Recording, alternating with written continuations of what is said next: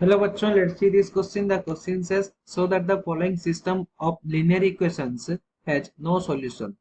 So x plus 2y smaller than equal to 3, 3x plus 4y greater than equal to 12, x greater than equal to 0, y greater than equal to 1. चलो question को हम solve करते हैं. इस question को solve करने के लिए की कॉन्सेप्ट क्या होगा?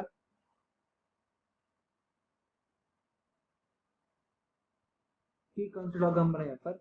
सो अगर हमारे पास इन इक्वेशन है A X plus B Y plus C greater than equal to 0, then हम क्या बोल सकते हैं? The shaded region will be away for this line. The shaded reason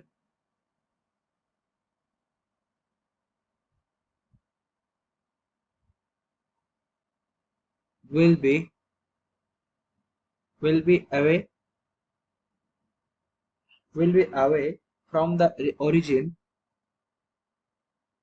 from the origin from the origin for this line.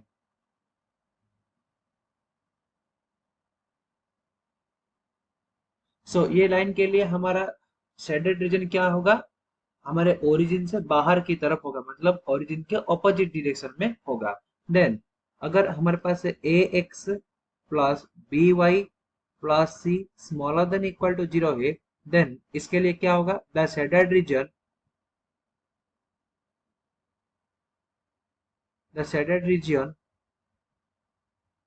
will be will be towards the origin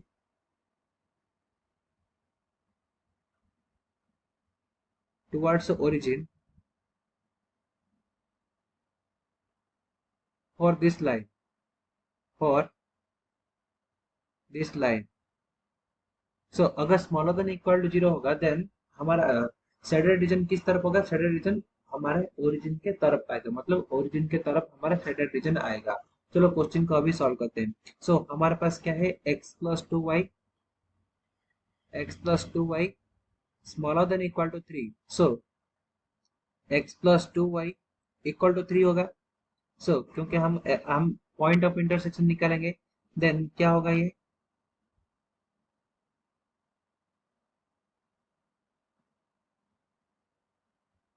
x y. तो when x equal to 3, x equal to अगर हम 3 put करेंगे, then क्या होगा? 2y equal to 3 minus 3 equal to 0. So 2y equal to 0, then y equal to 0. So when x equal to 3, y equal to 0. And when x equal to 1, x equal to 1 put करने पर क्या होगा? 3 minus 1 equal to 2, 3 minus 1 equal to, then 2y equal to 2, then y equal to 1 हो जाएगा. Then another क्या है in equation? 3x plus 4y greater than equal to 12.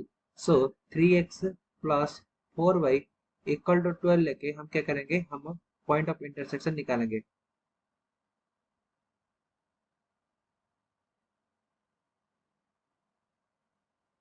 x y.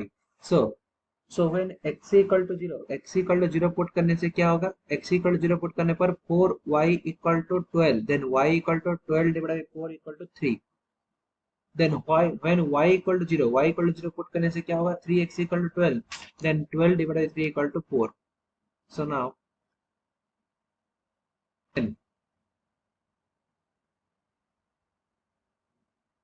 Then ये हो गया हमारा x एक्सिस,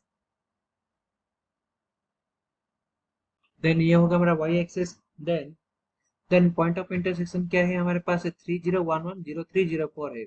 सो so 0, then 1, then 2, then 3, then 4. Then ये 0 है, देन 1 2 3, ये होगा हमारा 4. सो पॉइंट ऑफ इंटरसेक्शन क्या है यहाँ पर? 3 0 मीन्स x एक्सिस पर 3 एंड y एक्सिस पर 0. सो ये पॉइंट होगा हमारा 3 0. नेक्स्ट 1 1 1 1 कहाँ पर आएगा? 1 1 यहाँ पर आएगा. 1 1 x एक्सिस पर 1, y एक्सिस पर 1. देन स्ट्रेट लाइन हमारा ये दो पॉइंट को टच करते हुए जाएगा. देन इसका इन इक्वेशन क्या है? x plus 2y smaller than equal to 3. x plus 2y smaller than equal to 3. So smaller than equal to means की concept में क्या है, the shaded region will be towards origin. So इसका direction towards origin, इसका shaded region towards origin के तरफ होगा. So ये पूरा पार्ट होगा हमारा shaded region. So common shaded region निकालेंगे. So अभी shaded नहीं करेंगे. नेक्स्ट क्या है हमारे पास, 3x plus 4y greater than equal to 12 का फर्स्ट पॉइंट ऑफ इंटरसेक्शन क्या है, 0 3 मींस x एक्सिस पर 0, y एक्सिस में 3 होगा. सो ये पॉइंट आ जाएगा, x एक्सिस में 0, y एक्सिस में 3, क्या होगा हमारा 4 0 में है, x एक्सिस में 4, y एक्सिस में 0, 4 0, ये पॉइंट हो गया.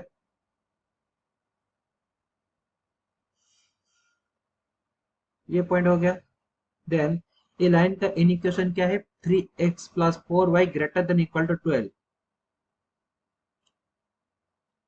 3x plus 4y greater than equal to 12. And यहाँ पर क्या है, x greater than equal to 0, x greater than equal to 0 means, so x greater than equal to 0 कहाँ पर होता है, हमारा फर्स्ट क्वाड्रेंट में and and and fourth quadrant में. बट अगेन है हमारे पास y greater than equal to 1, y greater than equal to 1 means कौन सा लाइन हो जाएगा हमारे, ये लाइन आ जाएगा y greater than equal to 1, y greater than equal to 1 का लाइन ये हो जाएगा. सो सो इसका डायरेक्शन किस तरफ रहेगा, greater than equal to means away from origin होगा. सो इस तरफ होगा, मींस यहाँ पर कोई भी कॉमन रीजन हमें नहीं मिल रहा है. सो यहाँ पर कोई भी हमारा कॉमन रीजन नहीं मिल रहा है. सो हम क्या बोल सकते हैं, it has a no solution, क्योंकि यहाँ पर कोई भी common region, common shaded region कोई भी नहीं है. सो सो सो यहाँ से क्लियर है कि हमारे ग्राफ में कोई भी कॉमन सेटेड रीजन नहीं मिलेगा. सो हम क्या बोल सकते हैं, it has no solution. Proved.